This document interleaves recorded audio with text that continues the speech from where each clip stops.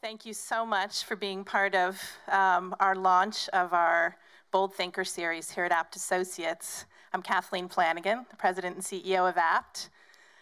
We are so excited to be able to celebrate our 50th anniversary with you all here today. Apt Associates was founded on January 12th, 1965, and we are culminating that great anniversary with the launch of this really important discussion on public-private partnerships today, but more importantly, launching a thought leadership series that will continue the scientific discussion and the forward thinking on important policy issues that are so important to us and to all of us around the world: health issues, education issues, environment and climate change issues, as we proceed through the years with this great series. So today, unfortunately, our founder, Clark Apt, could not be with us. He's our original bold thinker. That's a quote from him back in the day: experiment boldly, as he encouraged us all to be innovative, creative thinkers around some of the most difficult problems that we all face in the world today. He launched Apt Associates on the mission of improving the lives and economic well-being of people around the world. And that's really the mission that is the glue of who we are as a company, but also how we work so collaboratively and together with all of our partners, both our clients and other folks in the field today, working on those toughest issues. Clark couldn't be with us because he's actually teaching a class on climate change today at 2 o'clock, and he would never, ever let his students down. He's very engaged in the issues today, keeps us on our toes all the time, and wanted to be here and pass along his thanks for all the incredible people in the room today that are focused on such an important issue as we move into 2015. We are inaugurating this Bold Thinker series, as I said, with a discussion of public-private partnerships and their increasing importance in the international development community. It's a topic that we've all been talking about for the last year or two. Today, we hope to dig into the details of it and get a lot more concrete on what's working, where we need to grow and move in developing it more substantially moving forward, and how it can pay off for us in solving some of the biggest problems. We have 2 phenomenal moderators, very steeped in this topic and very passionate about it. Anne-Marie Slaughter, the president of New America and an Apt Associates board member, is going to start off with our esteemed panel this morning. And then Raj Kumar, the president of Devex, our partner in this event, and the leader of an incredible group of people that have been researching and discussing this topic for the last few years around the world with both public and private partners. Anne-Marie has been beating the PPP drum, and Devex, as our media partner, has been providing lots of information and data to that issue. In preparation for this event, we actually asked Devex to do a survey with 30 business partners who have been pursuing public-private partnerships. So again, thank you for joining us this morning. Let's dig into the discussion. We'll provide you with lots of time to ask questions and be part of that discussion. But at this point, I'm going to turn it over to Anne-Marie. My fellow board members really do, in many ways, smile whenever I raise my hand at board meetings, because they know there's a sort of 1 in 2 chance I will start talking about public-private partnerships. And I couldn't be happier to be talking about it this morning with people who've been engaged in these partnerships. PPPs, has been a kind of buzzword in development, in government, certainly since 2000. When I came into government in 2009 and Secretary Clinton started talking about the Global Partnership initiative, obviously USAID had been there already. So there's a lot of hype. And it seems so right that, of course, given the problem, the scale of the problems, the number of countries, just the amount of resources and expertise needed, that you can't do it all by government. And who are other actors? Well, they're NGOs and corporations, so we should all partner. That seems obvious. The question is, how well does it work? What do you really need to make it work? And then today we're going to be talking about how, when it does work, is it a one-off because you've got partners who really do get along, or can we bring it to scale? So I have a great panel. To my immediate left is Sinead Andersen, who's the Senior Manager for Advocacy and Public Policy and the representative to the United Nations for the poster child, in many ways, of public-private partnerships, although we'll talk about that, which is Gavi, the Global Alliance for Vaccines and Immunization. To her left is Sarah Thorn, who's the Senior Director for Federal Government Relations at Wal-Mart, and Wal-Mart has been deeply engaged in this business. To her left is not Alice Lynn Fabiano, who unfortunately could not be with us, but we're very happy to have Lauren Marks, who's the Director of Private Sector Engagement at PEPFAR. So she's now on the government side, but previously she managed HIV at Johnson & Johnson. So she's been on both sides. And finally, we have Andrew Levin, who is the Principal Associate for Food Security and Agriculture at APT. So we've got a range of government experience, corporate experience, and NGO experience. But we're going to start, I want to start by asking each panelist to describe, well, yours is probably going to be obvious, but to describe the best public-private partnership you have seen, and talk a little bit about why it worked. So I'm going to go down the row. Sinead, I'll start with you. Well, thank you very much. It's an absolute honor for Gavi to be on this panel. And indeed, we share a birthday with APT Associates. Gavi is turning 15 years old and is having a party at the World Economic Forum in Davos later this month, just prior to our big replenishment conference, which will take place on the 27th of January in Berlin. But I myself have actually had the pleasure of working with two international public-private partnerships in global health, and that's the Global Fund to fight AIDS, tuberculosis, and malaria, and now Gavi, the Vaccine Alliance.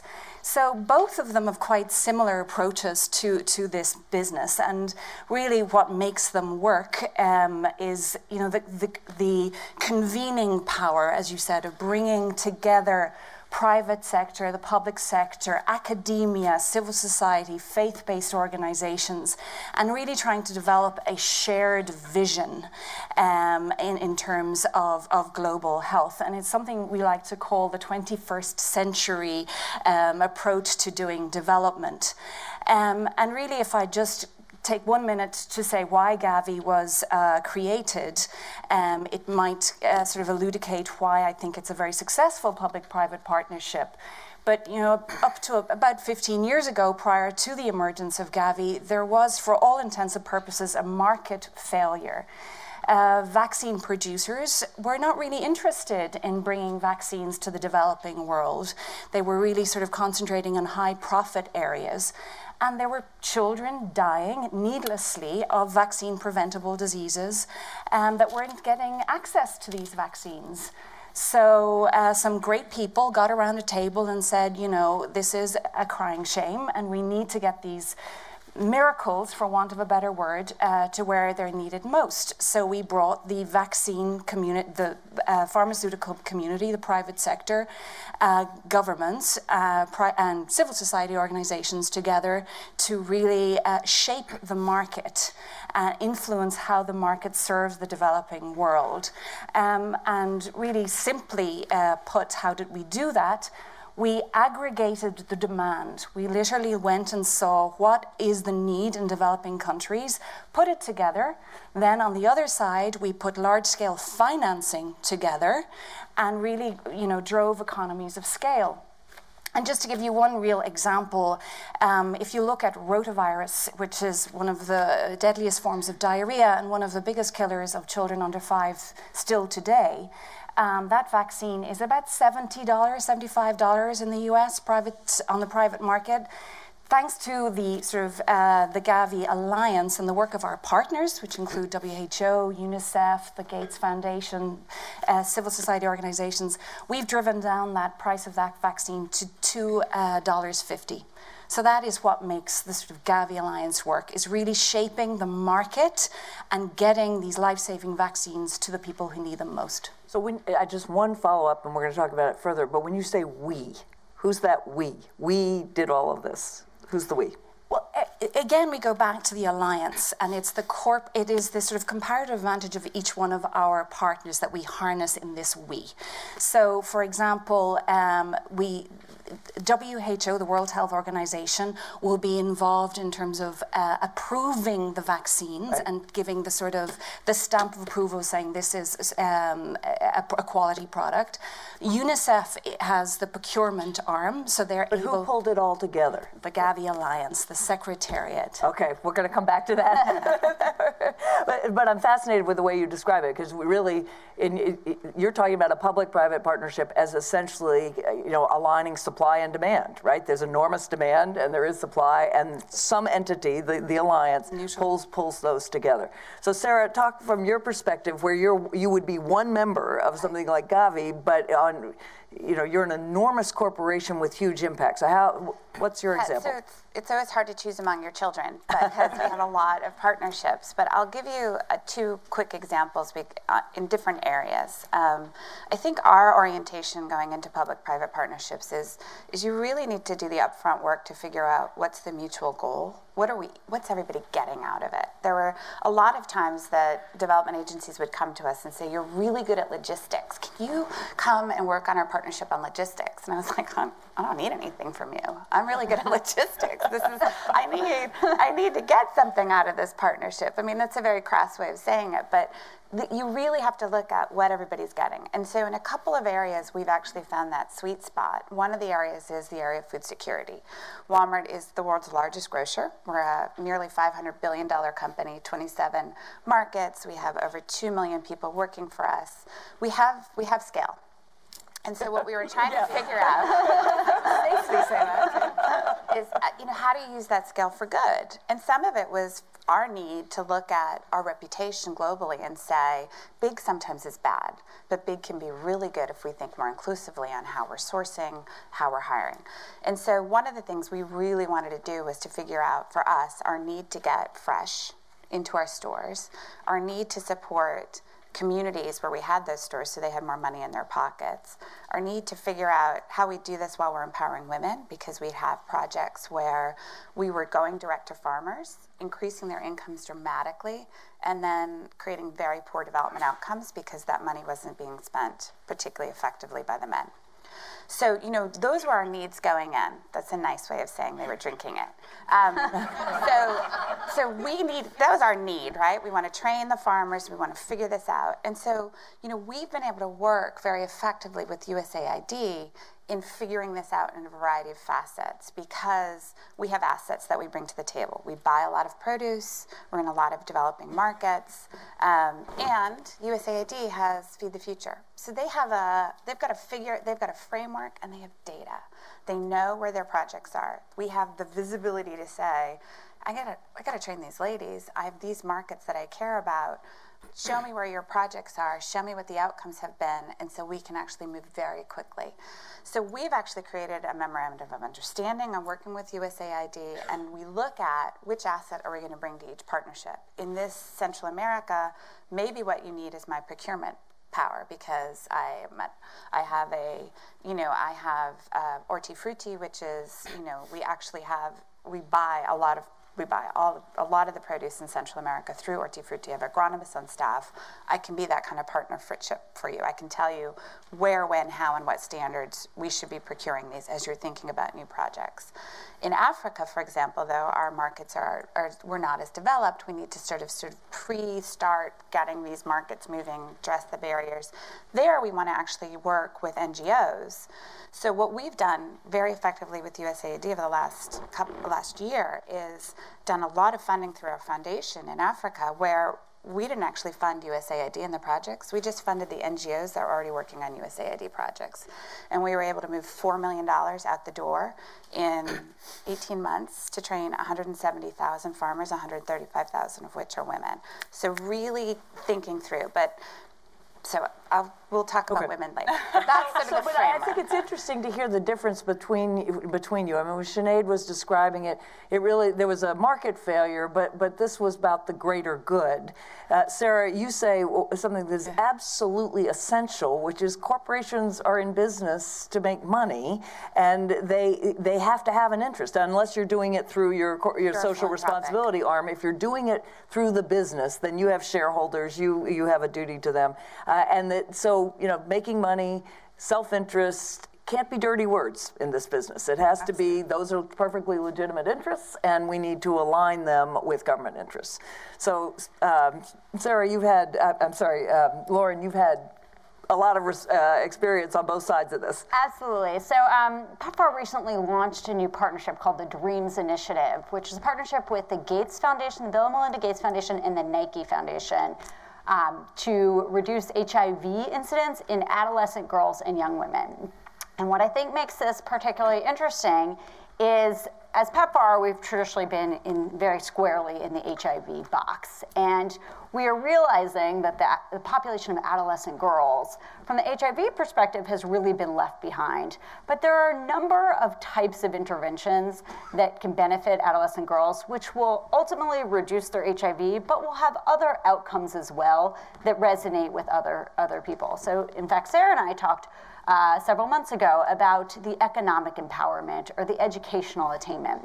Keeping girls in school has a positive impact on their HIV status. So it's a very cross-sectoral partnership, and because of that, each partner is approaching it from a slightly different lens and may want slightly different outcomes out of it, but we agree there's commonalities on the approach we're going to take to get there. And we all agree that you need to deliver all of these services as a package of services.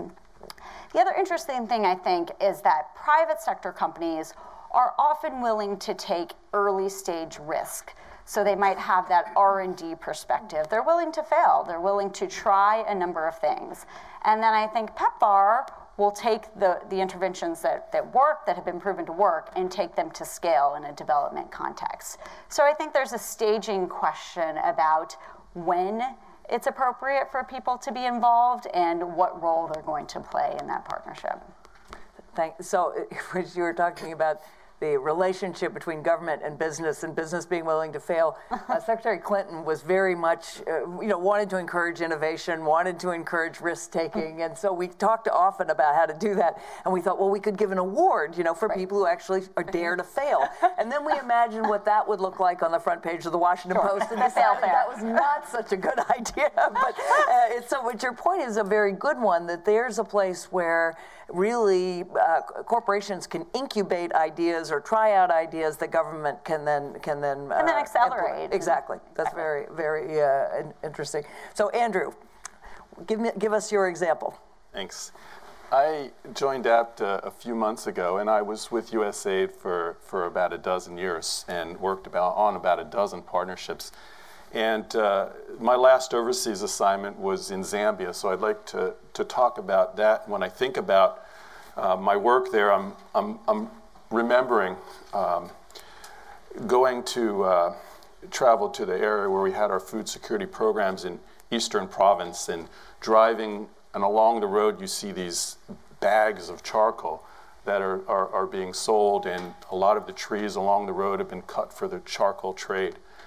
But when you get to Chapata, the provincial capital, you see some of the hills have trees on them and some don't. And there isn't a fence actually that separates areas that are forested and areas that aren't. It's actually the influence of the local leader, the Ngoni King, which represents the largest ethnic group in Zambia, and his commitment to conservation and natural resource preservation. So the farmers in that area are struggling. Yields are low. They grow a variety of crops, but maize is primary food security crop, also cotton, which they sell to Cargill. There is an NGO that I was told about called Community Markets for Conservation that was able to develop a model that would enable farmers to sell crops and make money by processing groundnuts into peanut butter, soya into high-energy protein supplement. and sell to supermarkets under a branding that they were assisted by General Mills, actually. So we have a set of partners that may not seem like they've got, or a set of actors that have mutual interests. But I went and talked to the Cargill cotton manager and asked if Cargill might be interested in working on food security. And he said, well, we work with 60,000 farmers. We are interested in their cotton, but if they can't produce enough food for their families, they're not going to grow cotton for us. So there's an interest. And we have a traditional leader who has a lot of influence and can provide really access to his communities, and an NGO that's formed to help broker and facilitate potentially partnerships. So working together with these partners, we came up with some agreements where the Ngoni King brought his chiefs together to work with Kamako, this NGO that was teaching how to improve agricultural production through conservation agriculture, introducing new technologies, soya and other highly nutritious crops. They agreed to jointly develop a natural resource plan, and Cargill opened their network to this NGO so that their farmers also could have the benefits of new technologies and produce more sustainably. So I think when some partners talk about things, they're really maybe talking about it, but using different terms. So for Cargill, having stable production is important, right? For the NGO and the people in this area represented by the Ngoni King, sustainable future, sustainable production is important, but these things really can be the same. So I think some of the lessons learned for me is the leadership. If you can build on the leadership of traditional or formal authorities, that really can open doors. I think seeing opportunities where there may appear to be conflict in natural resource management, in goals, economic versus food security, where there can be opportunities. And lastly, brokers are important. Some facilitation. Sometimes it's a catalyst, maybe, where people wouldn't necessarily work together. There's a high degree of suspicion between private enterprise and public NGOs. So let's Sure. take that question because and Jay Knott, who's our app's chief business officer, recently wrote a piece saying, these alliances or partnerships don't form of their own accord, or even if they were to form of their own accord, they certainly don't run of their own accord. So talk a little bit about this role of brokers. Sinead, that's why I asked who the we was. What I'm interested in is how essential is that, and when you're thinking about a broker, is it an NGO? Is it a specific person who's hired for that purpose? I was talking to someone last night who's worked with the UN on Health Alliance, and he said, we hired 2 people who connected everyone, who aligned the interests, who dealt with the regular problems. So I'd be very interested in what you think about that role and how we get the people who can do it or the organizations who can do it. Well, if I think about my colleagues in the Gavi, the Vaccine Alliance, I don't think I would be hard pushed to put my hand on one team or one colleague that does not work on partnerships and some element of partnerships. This is in the Secretariat. Absolutely. We're constantly, in every element of the business that we're in, we work and pull in the partners that make the most sense to pull in, whether it be WHO, UNICEF, Gates. We work very closely on every level. And I think, partnership, I've often said this, even though my boss tells me to stop saying it, partnerships are messy. They're difficult. They are. It takes time, it takes investment. And the business that we're in is constantly changing and constantly dynamic. For Gavi, for the first 15 years, we've been really concentrating on the vaccine, the sort of science of getting the vaccine to the developing world and to the kids who need them most. In the last few years, we've suddenly decided, that's great and that is working well with some challenges, But there is another challenge about cold chain, you know, getting these vaccines that more often than not need to be refrigerated into the rural areas of Nigeria, etc. So now we're sort of shifting to say, okay, if we're going to be sustainable, we need to look at cold chain. That's maybe a whole other set of partners. So, you know, I think it's absolutely essential in the business that we do to work and invest in this relationship. Because especially for Gavi, if you look at our board, we have, you know, our board is modeled on a sort of private sector where we have 27 seats. 1/3 of them are private individuals that have no association, but they have expertise that we feel that we could harness.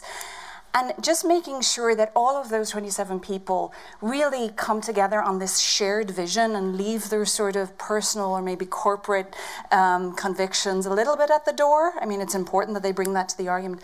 That requires brokering, negotiation, and constant investment. So I'm going to come back. I want to talk. We're talking about how to scale these. I'm going to come back to you and ask about whether or not you have to have something called a secretariat. And as you all are thinking about it, you keep that in mind. But let me turn back to Sarah to ask about this brokering function. Who performs it? Yeah, do you think of it that way? In a way. I mean, I think when you're getting to something as big as you're doing, you absolutely have to, I don't know if you call it a secretariat, but you have to have somebody who is keeping the trains running on time. Because we were talking about partnerships, is oftentimes there's a ton of investment up front when you're aligning on goals and you're moving things forward, and then sometimes the private sector will say, okay, go, all right, now you need to go do it. And so you actually need, no, seriously, so you need actually this constant contact. I mean, one of the things we've worked with USAID out is having relationship managers. So there is a person at USAID that I talk to probably on a weekly basis, and we're the air traffic controllers between Wal-Mart and USAID. So we have visibility into all the different conversations that are happening against a framework that that my CEO and Rasha signed. So there's a real much more transparency and communication that helps us wherever we are do a lot of checking in, because I do think you need that commitment and that constant communication. And we're also the ones when people, like, because, you know, people will come with these ideas over the transom that we can be like, oh no, before it goes up to my CEO, because it's the nature, right? We'll just call Doug. Right. No, please don't call Doug. So that kind of communication helps. I feel like when we worked, and we still work so closely with state, you know, the Office of Women and Girls and Milan's shop and Kathy's shop, what they are doing in some ways is brokering, because they're looking at all the assets of, you know, of the State Department and saying, how do we bring this into what you want? So, you know, when we did We Americas, for example, which is a really interesting public-private partnership with IDB, state, Wal-Mart, Exxon, lots of folks looking at this issue of women's entrepreneurship in the Americas. They really did broker that on our behalf. So in your experience, government will create an office or a relationship manager to do that? In some cases, and I think it works most effectively when you have a framework for action, and then you have some sort of way of continual conversations. Interesting. I think there's a certain skill set that a partnership broker needs to bring to bear as well. Part of it is communication, and it may seem like common sense, but I could take the very same message, and the way I speak about it to my private sector colleagues will be very different than the way I speak about it to my development colleagues. And I think that's... Sustainable production doesn't always translate. Exactly. The language is different. It's an interpretation or a translation. But it's also understanding the motivations and really getting at why people are thinking and behaving and acting the way they do. And so, you know, another good example in our new partnership with Nike, Nike has decades of experience in branding and in consumer behavior and in convincing people to buy products. We have lots of very talented health development experts who have done a lot of work in behavior change communication. The end goal is the same. You're trying to get people to take an action at the end of the day. but the strategies and approaches you take to influence their behavior are different if you're coming at it from a consumer or commercial perspective versus if you're coming at it from a development perspective. And so I think they're both areas of expertise, and that's why it's a partnership, because they're bringing one area and we're bringing another, and together we can try and make something happen. But who manages it for PEPFAR?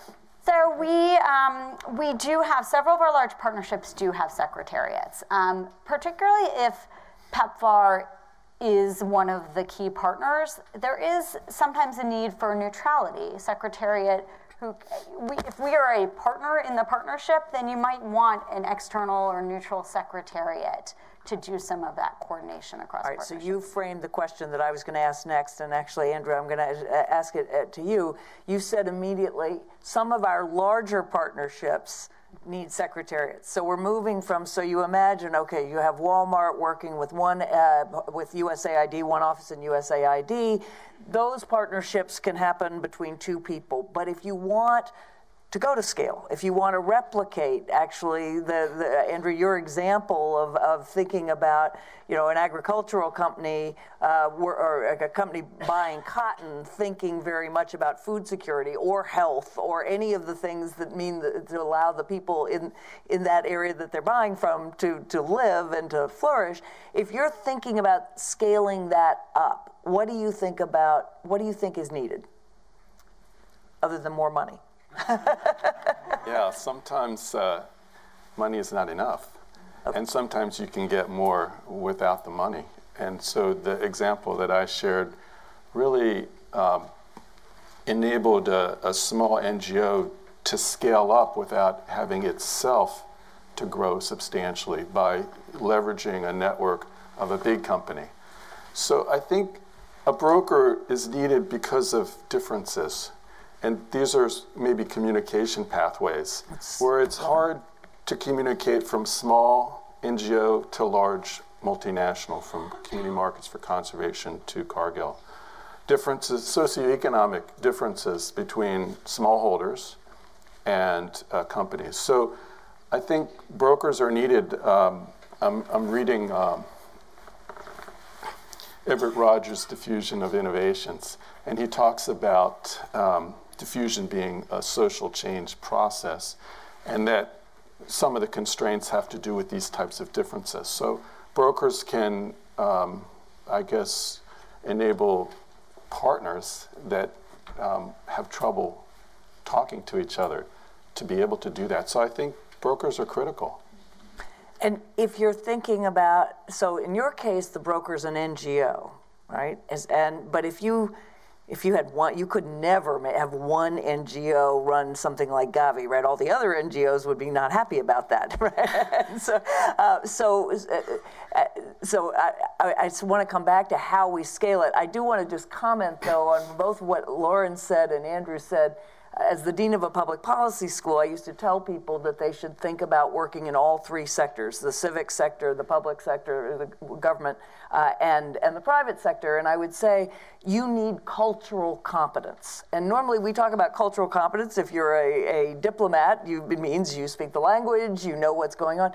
It's the same thing when you move from private sector to NGO to government. We all have different vocabularies. We all have different assumptions about what we're doing, and you literally need translators. You need that same cultural competence that allows you to shift gears.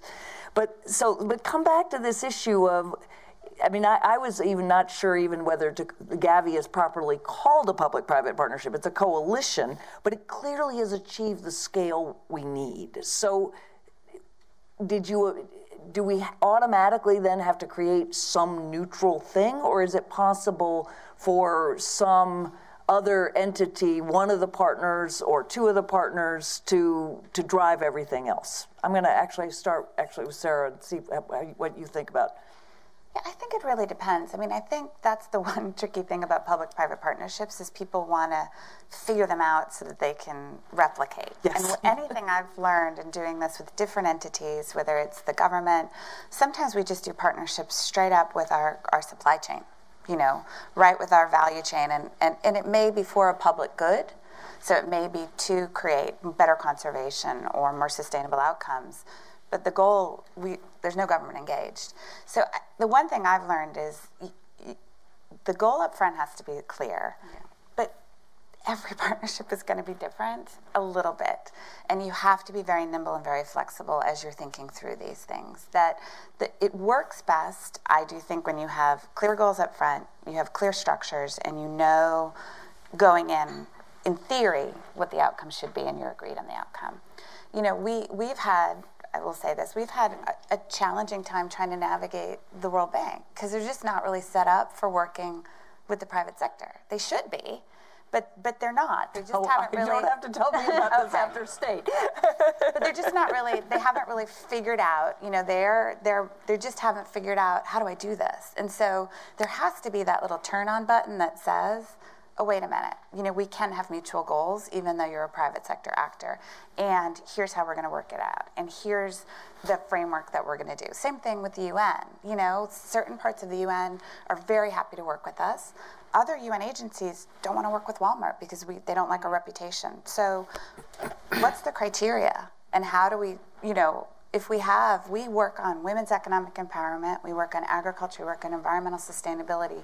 Many of these goals are aligned with MDGs. So what's the framework? Show me, get yourself together so I can work with you. And I just haven't seen that across all of the development community in the same way I have with certain other entities. That's good. And it's not just the USG. We work beautifully with the IDB. We work with other agencies as well.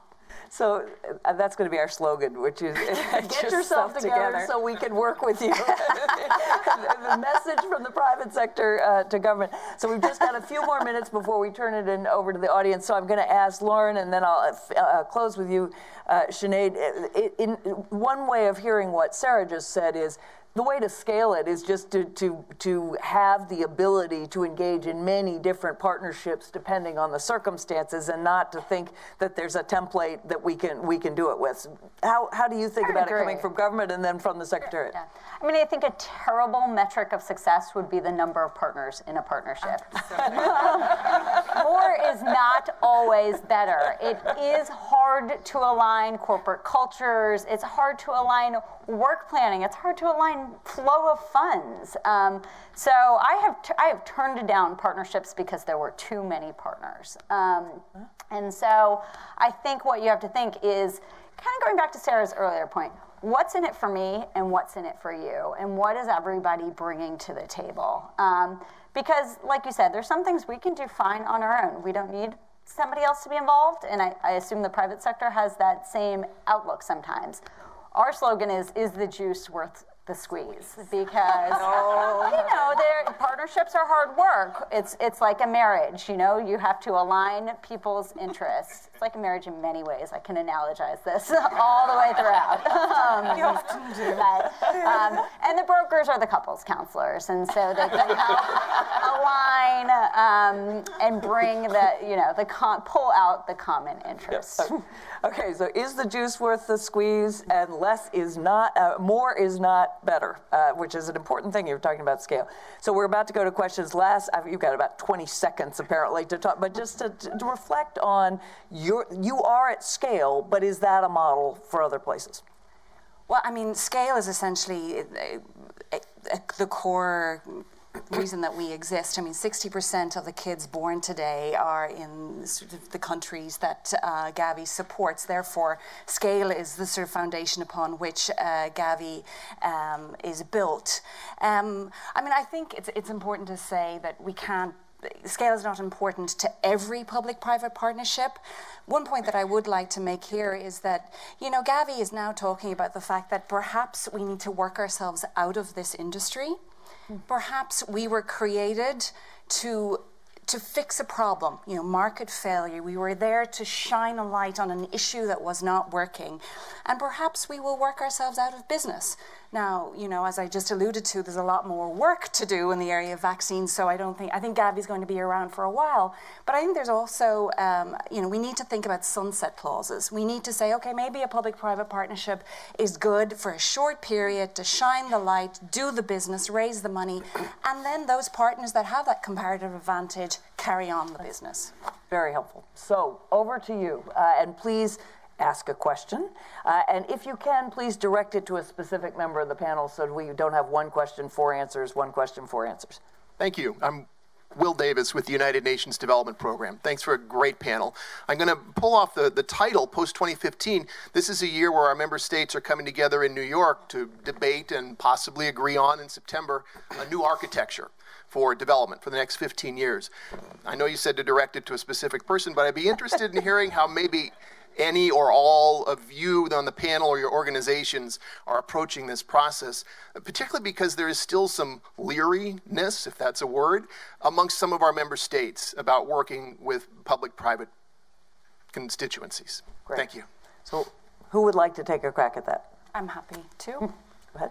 I mean, I think it's a very interesting question. I mean, we're now talking about the means of implementation around the post-2015, and there is a there's still sort of a hesitancy and a mistrust around the private sector. And also a lot of our member states are also wary that we're privatizing development or we're outsourcing development. And that gives governments the free card to shun their ODA commitments. So I think it's a really, really relevant issue. And I mean, for Gavi, what we are we're very much engaged in these discussions, and there's, really focusing on accountability and results is a key important point for us.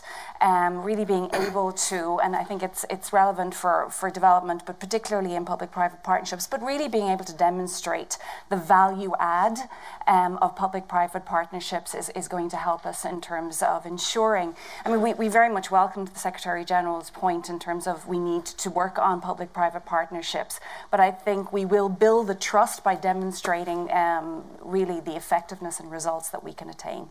Right. Yeah, Did you want to add something? I mean, the UN is sort of an unwieldy organization, so unlike the $500 billion company you were. so I think one of the things that would be helpful is to understand there are already public-private partnerships with the UN in the different areas, whether you're in women, and they're there. I think it would be helpful for the UN to do a little work to say, what have we learned, and what's our structure for engaging? How are we going to do this around different, either with major philanthropies, major corporations, or around themes? And what are the outcomes that we want to see? Because I think there's a tendency to think sometimes when you approach a corporation or, that it's about the money. Well, if you just give me money, I'll go do my program. And I think what we've learned is the money is sometimes the least interesting thing that we have to offer, because we are, when I started at Wal-Mart 8 years ago, we had more stores. We had 4,000 stores in the United States. Now we have more stores overseas than we do and that's pretty fast. And so it's changed our approach and our outlook on how we think about the way we source, the way we hire, how can we create a much more inclusive and sustainable society. And so I think do the upfront work.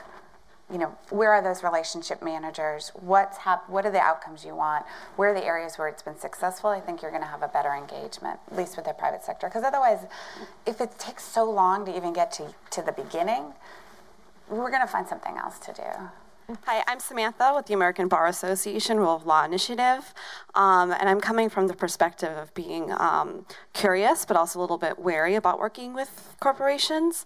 And I was wondering if the panelists have any examples of where public-private partnerships have helped corporations improve their own labor practices or their own compliance with international laws.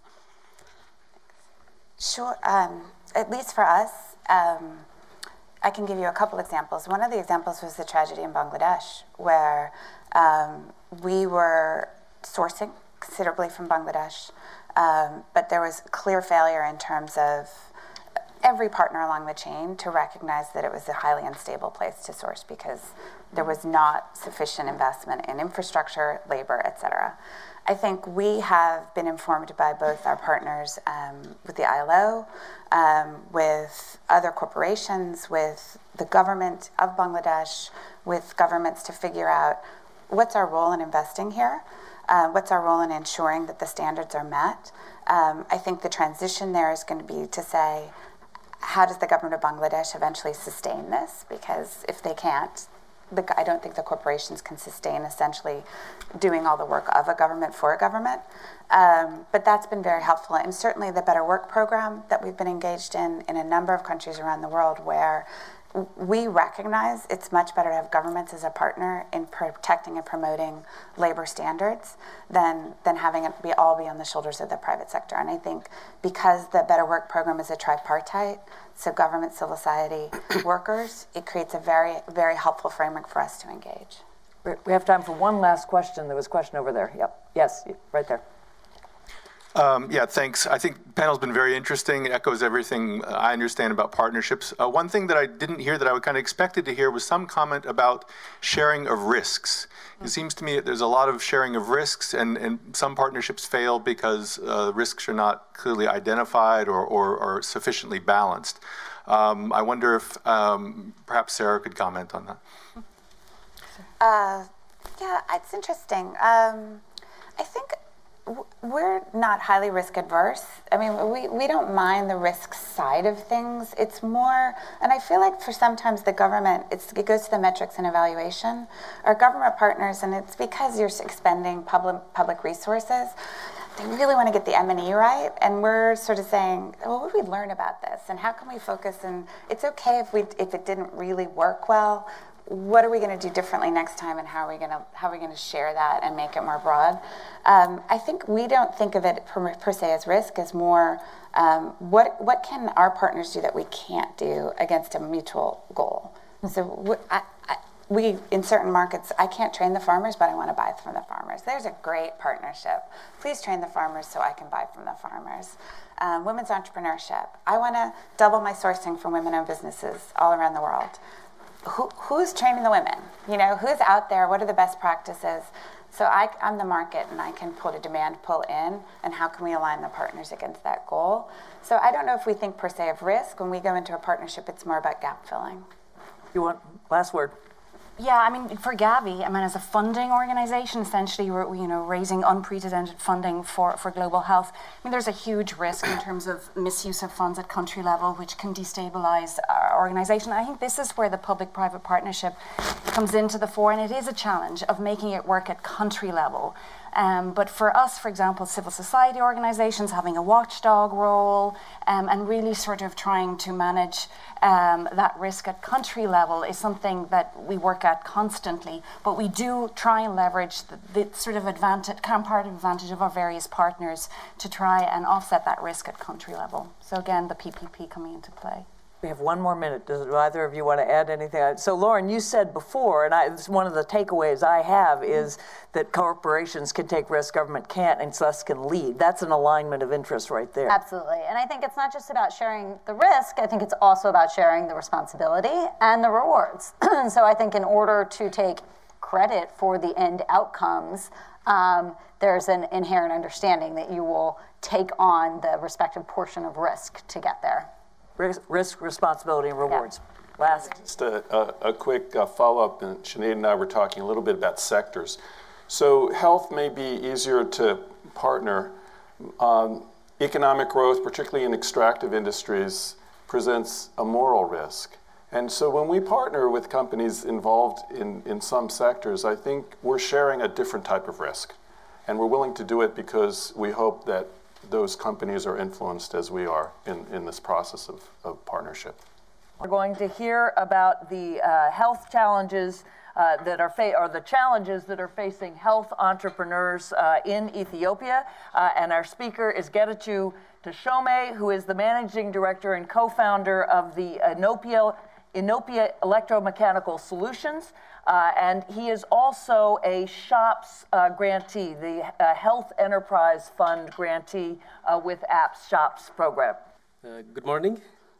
I'm Getachew Teshome from Ethiopia, an electrical engineer by profession. I'm co-founder and managing director of Innopia. Innopia is a private company that's engaged in design and manufacture of innovative electromechanical solutions tailored for our society. Among others, we locally assemble a solar-powered mobile clinic. The motivation, where is the next here? Yes. The motivation for this project came from the situation I grew up with and a situation that exists today. When people are sick, they have to travel long distance to get the service, up to 80 miles sometimes. Can you imagine a sick person or a pregnant woman traveling this far on foot? To address the problem, we developed the concept of mobile clinics and realized it with Hans Scheppel's Enterprise Fund grant through the Apps Shops project. We built these mobile clinics. We built these mobile clinics by retrofitting standard trucks and putting in the required facilities inside, including clinical furnitures. It also has a solar power supply to operate all medical equipment and refrigerators inside. It's a good logistics to be used for taking medical services to the rural community in an effective way. This can be maternal care or vaccination or whatever. For our business to succeed, we need to engage stakeholders, and the government is the major one. The problem that we are facing right now is the reluctance to accept new approaches. Nobody wants us to be the first, even the government, usually. Even after getting them on board, slow decision-making process and little attention that's given to private sectors is on our way. And now, in search of evidence, we have partnered with a local NGO to pilot the project in the Ethiopian Somali region. In there, we plan to deploy mobile clinics and show how they can be used to extend services in the area. I hope the outcomes will open doors for partnership with the government. That's our status. Finally, I would like to thank APTA Associates, USAID, and DFID for believing in our ideas and providing us with the necessary fund to kickstart the project. I'm going to turn it over to my co-moderator, Raj Kumar, who is the president of Devex. On the discussion, we heard this morning quite a bit about international corporations, major corporations. We heard about Cargill, we heard about Wal-Mart, we heard about General Mills, big pharmaceutical companies. We want to kind of shift our focus a little bit, imagine the map turning, and we're looking now at local organizations, local companies in the developing world. How do we engage them in this partnership conversation? What is the role they have to play? What are some of the unique challenges that we might face in connecting them into this big new trend that we're all here to discuss? A big shift in the way we think about development from contracts and grants to partnership as a model. And I want to really start off with somebody who I think has traveled the furthest or almost the furthest. I guess there's a little bit of a competition to be here today. Ziad Hamwi, who is joining us from Ghana, his native Ghana. Actually, it's his first time in the United States. Just arrived a day or so ago and is only here for a couple of days. So you picked the right place to be. You get a great view of Washington, a little introduction to the city. And you are a true social entrepreneur because not only have you helped to run your family business, a successful transportation company, but you then co-founded the Borderless Alliance, which is an alliance of public-private partnership in West Africa. I want you to give us a sense. You heard the conversation this morning. What is the perspective from on the ground, dealing with local companies? What do they see? What do you see as you hear this discussion we just kicked off this morning? Thank you, Raj. I think one of the main things that I noticed was the fact that everybody generally agrees to the fact that public-private partnerships cannot be measured because each one is different in its own entity, right? So these partnerships actually take place according to the needs. And in our case, the need in West Africa is to promote economic integration for the private sector to be able to trade at a better, to lower its transportation costs, trade costs, and to improve the economic situation there. And so we are targeting, promoting economic integration in West Africa and targeting the trade barriers in the sub-region. The way we do this with our public-private partnership is we have designed a platform where the public's representatives and the private representatives can dialogue and converse about the common problems and to come up with mutual ideas and actionable plans to implement changes where these are most needed and to follow up on these changes. The reason the local players are important in this mechanism, and especially the private sector, is because, well, apparently most of these, well, economic integration has been on the agenda of the regional economic community in West Africa, which is called the Economic Community of West African States, or ECOWAS, since 1975. And apparently things haven't moved in that direction for quite some time. So I think it was time to introduce a new factor in that player. And I think what we are noticing, and here I'm talking from our experience launching since 2012 to now, I think what we're experiencing is a shift from the old hierarchical model of international development to something more of a networked model. Networks are more flexible, more responsive, more adaptable, while hierarchies are more rigid, less responsive. Of course, hierarchies, when intergovernmental organizations like USAID, for example, discusses with governments how to implement certain changes in certain areas, you have your M&E plans built up, you have your deliverables, you deliver, you move on. But where's the follow-up? And so irrespective of the follow-up and the results, you might end up with, and let us say here that, for example, sub-Saharan African countries are very rich with making commitments, but very poor on following up on these commitments. And so there needs to be some kind of a credible platform that performs this kind of follow-up on some of the ideas. And what we have been doing is taking secondary data that is collected by USAID. There are a role governance map that has been published, for example, for the past 6 or 7 years. Now we're at the 24th quarterly report that measures the number of checkpoints along certain road corridors in West Africa, 9, I think, at the moment. The average delays on these checkpoints, the average illicit payments on these checkpoints. And this data is, I think this data is actually a great public-private partnership example, because the data is collected from truck drivers who operate along these road corridors in West Africa by focal points who represent government agencies. This data is funded by USAID. The data is sent to the regional economic community of the Francophone states in West Africa, which is known as the Union économique et monétaire ouest africaine, UEMOA, or WAMU in the English version. It is validated at that level. A report is produced, and then we disseminate this information along with other secondary data that shows that indeed there's a problem in West Africa somewhere. And then some action has to be taken. There is an agenda that is based on these various items. There are standardization of documentations, the other kinds of technical issues that have to take place. And I think the private sector has been offering resources and knowledge into the equation of international development, especially in sub-Saharan Africa. I think the Borderless Alliance is a very good example of public-private partnership. I think you're right, and you've brought up a few points I want to put pins in that we'll come back to. You've talked really about giving a voice to the local private sector, and that partnerships may be one way to do that. You mentioned right at the start monitoring and evaluation. I want to come back to what that means. You know, we've got different perspectives from maybe the donor perspective, from some of the big entities that are used to dealing with this, and what does a local company do.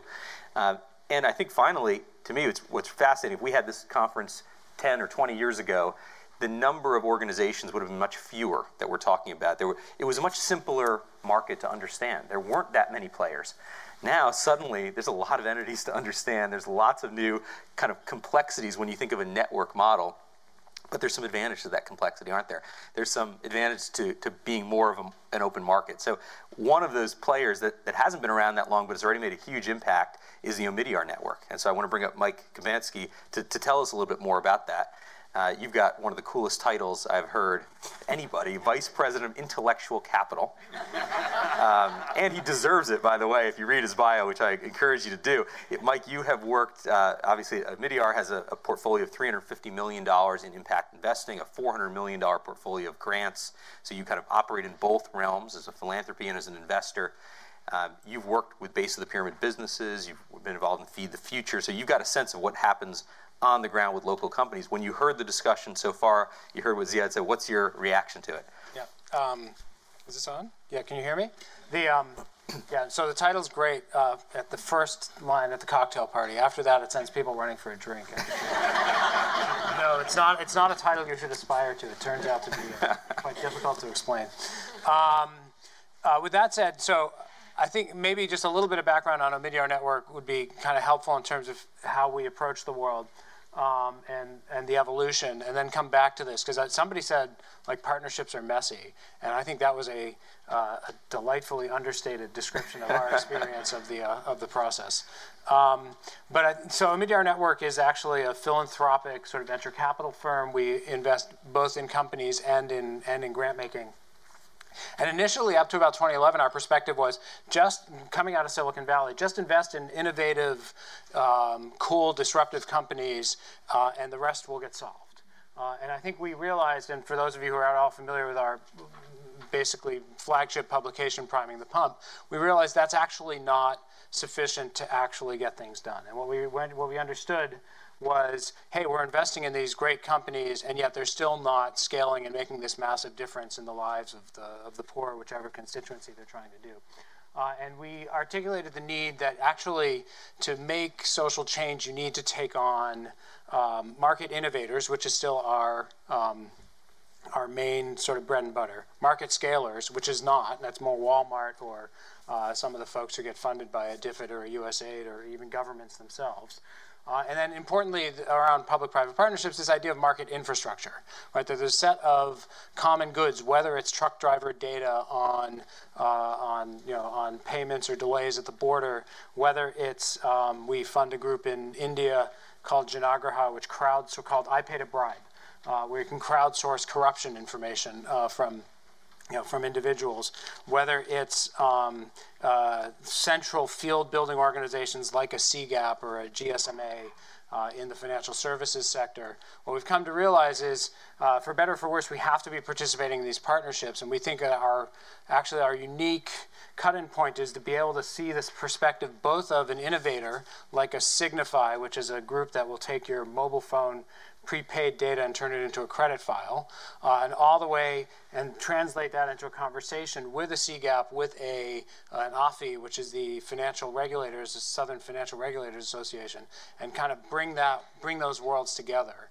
That you need these central market infrastructure. And in fact, one of our observations is that there's actually less of that. We often ask ourselves, why is there a CGAP only in financial services? Where is the rest of this kind of infrastructure? Where is the CGAP for instance, contract farming, which is a model that has to hit at least as many people as microfinance does in Africa, at least. So we were talking about Gavi in the last panel. Gavi is sort of that market infrastructure, right, in the vaccine space.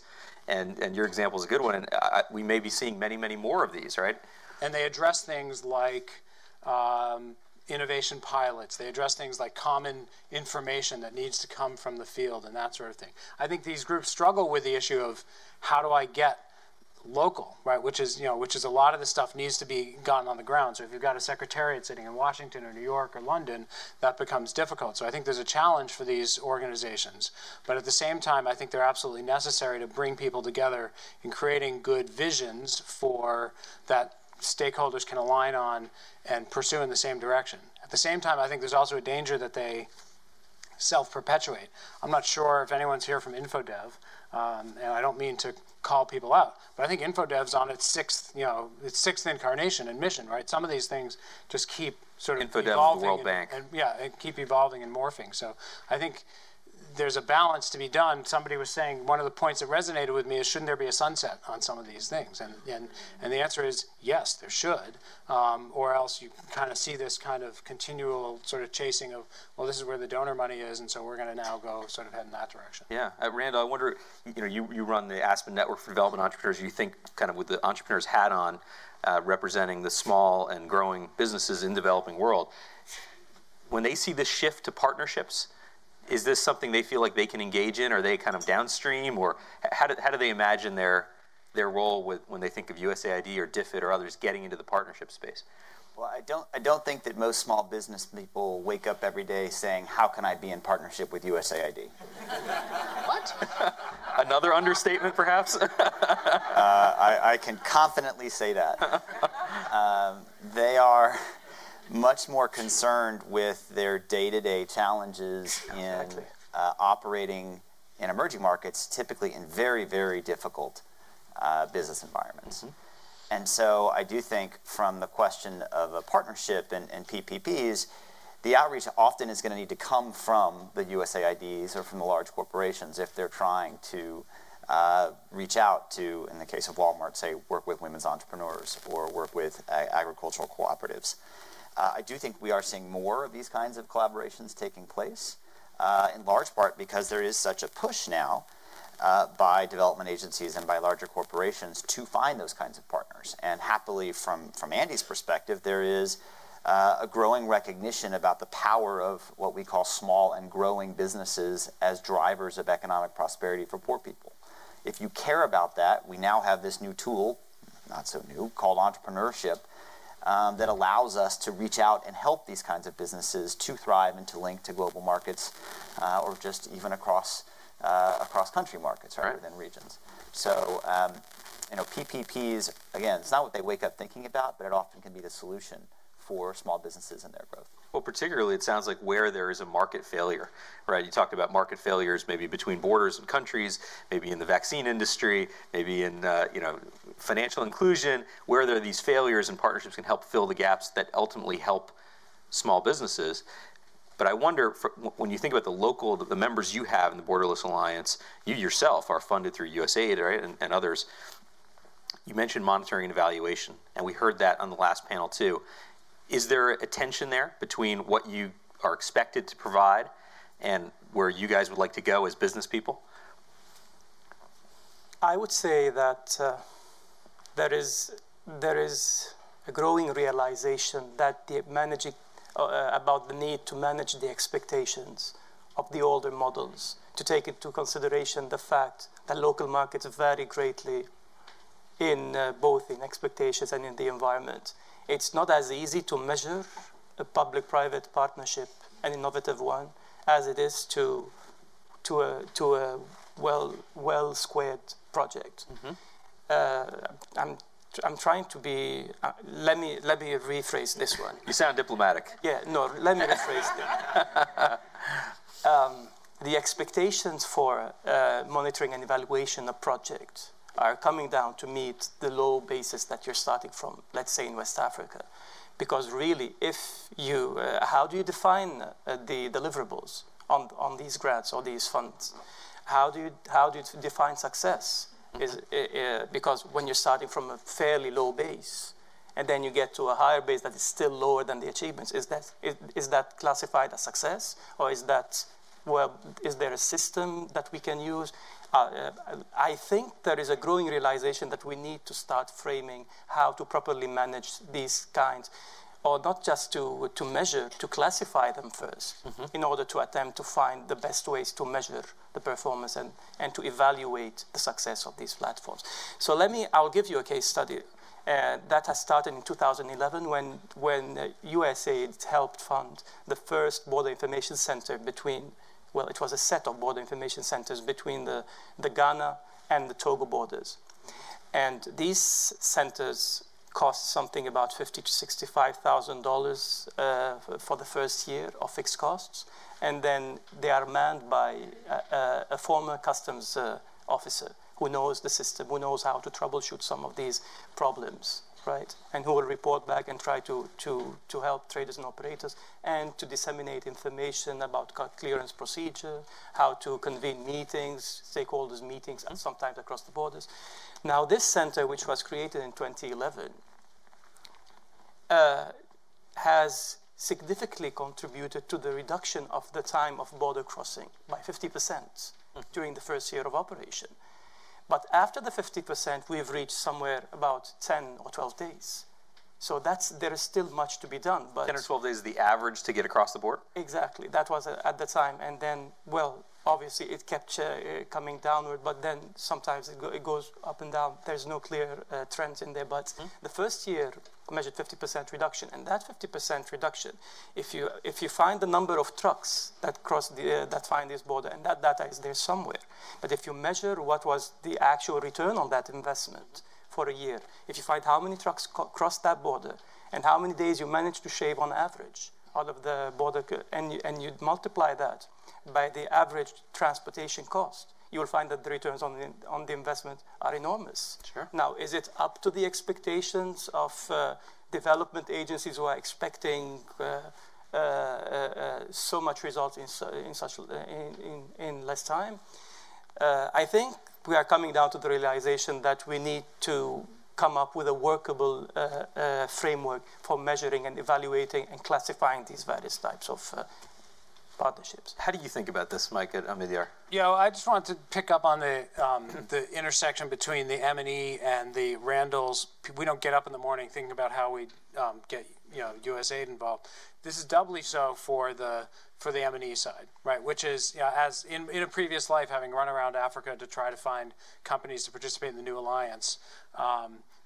These are companies, as Randall said, that are thin on capacity, barely able to kind of operate in super challenging environments, that sort of thing. Now, if you come down to them and ask them for a bunch of M&E sort of tracking, they're not set up to do it. You heard Wal-Mart say, like, look, we're not even interested in this stuff, and they've got scale, as as was described before. So I really think it's the obligation of the intermediary that's working with these to do that work. That I think we talk about impact investors, for instance, have to take on the M&E discussions on behalf of their startup companies that they're investing in. These startups have other things to do. They're not going to be sitting there, calculating, all the impact metrics that donors want them to see. So I don't think it's fair to ask them to do that. I think so our point of view is it has to be at that next level up at the intermediary who's doing that to do that in a relatively light way with some standardization. I should say, I just want to put in a small plug here. Is anyone here from Brookings? Yeah, okay, great. Hi, George. This is a book that Brookings put out a couple of years ago, which has a great chapter by Jane Nelson, for those of you who know her from the Kennedy School. It's the last chapter, and it's about public-private partnerships. It has all sorts of things about taxonomies and that sort of thing. But one of the things it says is there's been almost no advancement on this thinking about how to do measurement of success, right? There have been a bunch of one-off studies, but it's remarkable how little has been done. This is an area that somebody should do some work on, which is what is, particularly for local companies operating in Ethiopia in challenging environments in these things, what is the right way to kind of frame this sort of thing? But I went to go look to see if I could have something intelligent to say. All I could do is make a plug for George. Well, you bring up a good point that from the entrepreneur's standpoint, from the business standpoint, the M&E can become onerous. They've got a clear focus, and this may get in the way. On the other hand, you understand why governments and donors, of course, need this. They want to make sure the investments are going in the right direction. And so there is a kind of a tension there, maybe a market opportunity, actually, for these intermediaries or brokers, as we heard on the last panel, to fill some of these gaps. If we can get to that point of understanding there is a role for that, that's pretty important. Did you want to jump in? If you'd like me to. But well, I like Mike. Mike knows what he's talking about on this one. I want you to jump in on something in particular, because I think you hear about this, Randall, too, because I hear this from big corporations all the time that say we're kind of tired of the one-off partnership. It feels like we're recreating the wheel all the time. And I know in our prior discussions we've talked a lot about the ecosystem and kind of having a different mindset from the donor perspective, thinking less about one-offs and thinking more about the entire the supply chain for agricultural products or transportation, thinking bigger. I believe that's something you view as a kind of a shift that we need the donors to kind of change the way they think. Tell us more about it. Yeah, so at the high level, we at Andy are frustrated because we see so many different programs that focus on a particular element which is relevant for the growth of small businesses in emerging markets that don't interact with each other. And so that issue is relevant because for entrepreneurs to thrive, there are a whole series of assets, of networks, of attitudes that matter. And the way to think about how to best support entrepreneurs within a particular area is to approach it from an ecosystem perspective. And so that means you need to not just think about the financing, not just think about the technical assistance, not just think about the training programs that exist, yet most of the programs that exist focus on one or two of those things. And even if your program focuses on one of those, and that may make sense because that's your mission, you're an impact investor, so you do finance, fine. You still need to think about the interaction that you're going to have with the overall set of players on the ground in the context of a single area, of a single metropolitan area or rural region. And so we are actively trying to promote that type of thinking and to give tools to the various players so that even if they're not going to build the ecosystem, which we think is great, and we think there should be major investment in doing that, but even if you're just playing in it, you need to know how to play better in it. Yeah, I think in a way, in order to think small, to think about the local player, you have to think big.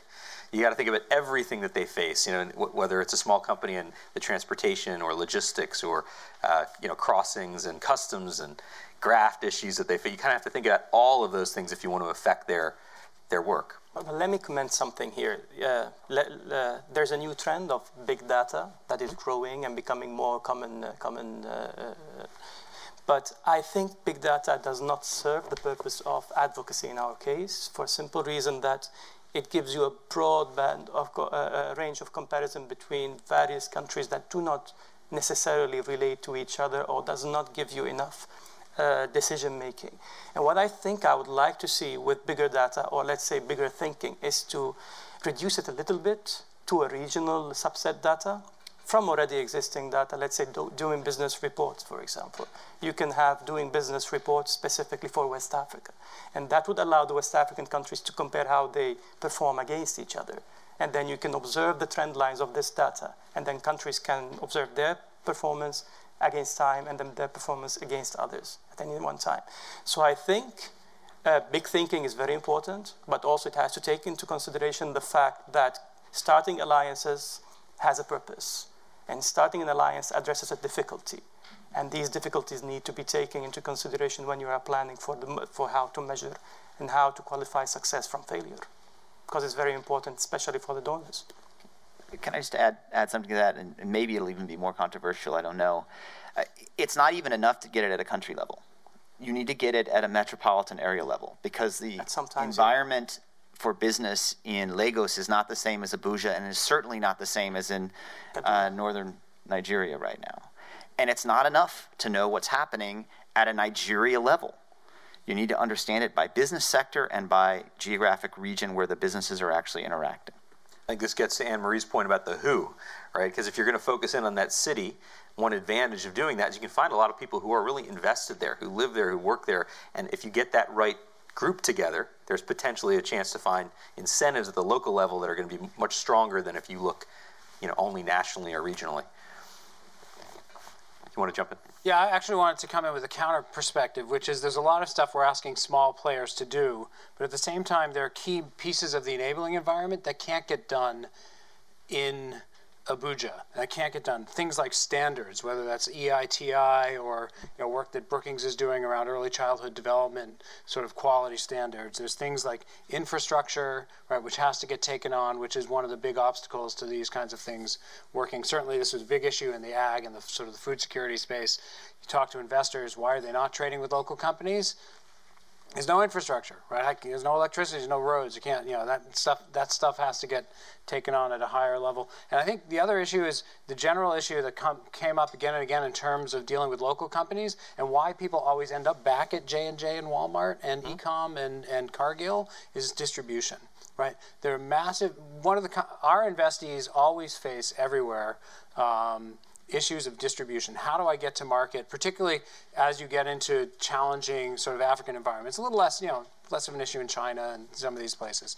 But distribution is always an issue, and that's why they always end up back at the big companies who have the distribution infrastructure or the know-how and the logistics to put that together. And that's why on the ag side, some of this stuff works. You've got a Cargill and Ecom who have feet on the ground can collect from 60,000, 80,000 farmers. And these small companies are not set up to do that. So I think there's a lot more that needs to be done at the partnership level. And I don't think it's an issue of just going to Coke and say, can we go stick condoms on your distribution truck? That's been everybody's solution. Right. We know how that conversation goes. And, you know, but it's, you know, can we use your expertise in building distribution networks? This is, you know, the mobile phone operators have been fantastic in building distribution networks from scratch, agent networks that are, you know, informal, empowered with cash flow and, you know, these kinds of things. And, you know, there needs to be more thinking about how do we build and create distribution networks that are open source that can be used by other companies who also want to get in. Is this going to involve actually funding going directly to local companies? I mean, we've seen the Gates Foundation do that with mobile phone operators in East Africa. Do you expect to see, is that kind of a trend with your hat on as a major philanthropist here? Are we going to see more money going actually to local businesses? I appreciate your thinking of us as a major philanthropist. we did the math. Our investment last year was less than what the World Bank spends on the operating costs of its board of directors. It's all relative, but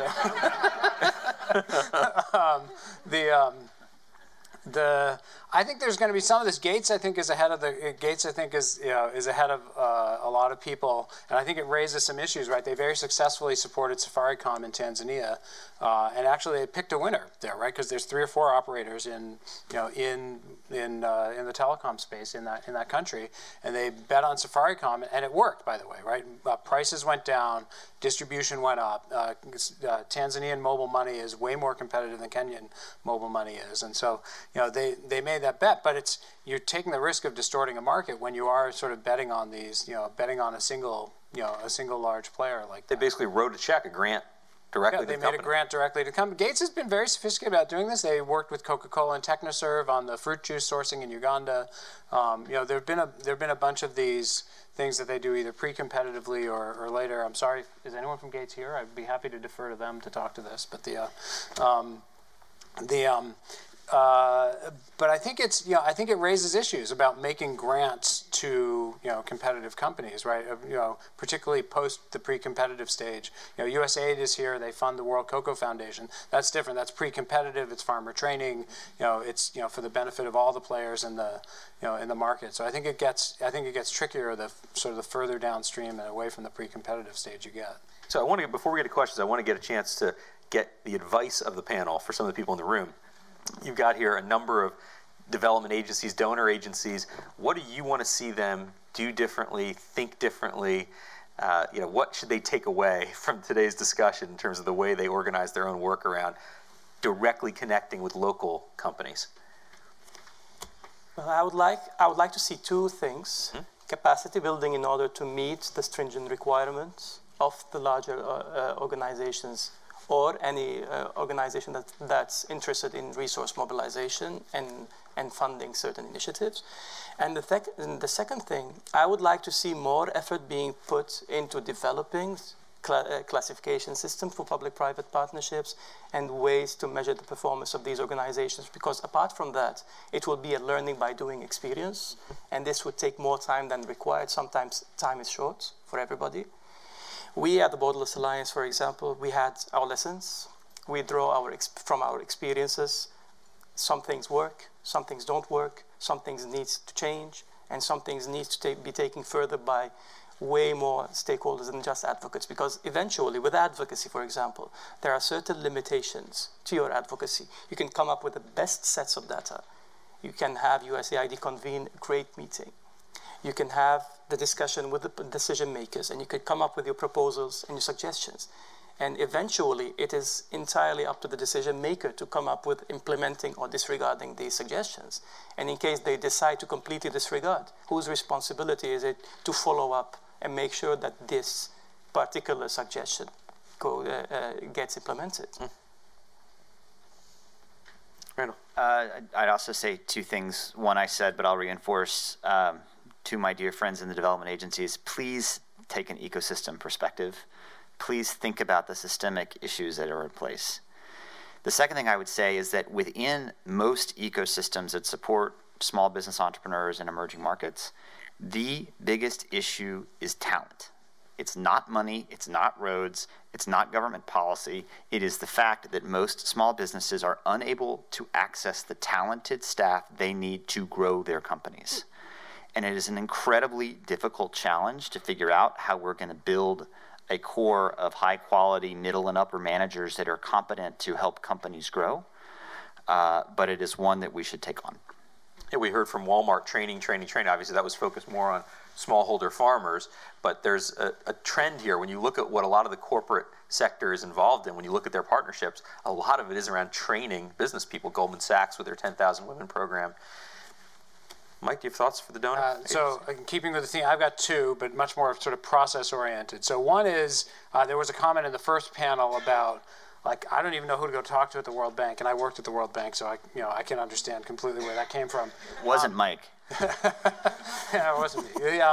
But I do want to give a sort of shout out to USAID for the Chris Jurgens function, right? But where there is actually somebody who does speak both the language of USAID and the private sector partners, and I think that for us at ON has been a very helpful office to kind of go get that first cut-in sort of point about, hey, we can talk about some partnerships on some shared issues. So I think that's been a good, I think more of that would be good. I think secondly, I think that our advice to the donors as part of the group that helped to recently stand up the Global Innovation Fund and working extensively with DFID and USAID is thinking about more, and this gets back to these field building institutions, but thinking about more arm's length independent legal entities, because I think one of the things that donor agencies are hampered by are procurement rules, risk aversion, and a bunch of these things. And one of the interesting things why we like the GIF was the fact that it's an independent legal entity,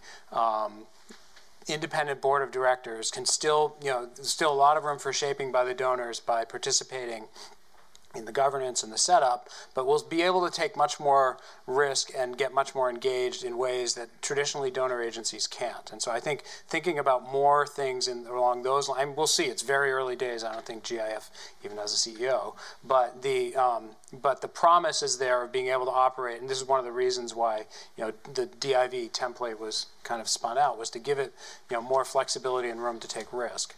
And I think that's an important direction to kind of track. I think this is a huge headline from this panel because we've gotten used to in the last decade, Gavi celebrating 15 years, we've got the Global Fund, now we have the Alliance for Clean Cook Stoves. This is just the tip of the iceberg. One of the reasons these entities have been successful is exactly to your point, they have the ability to be focused and be designed for purpose, right?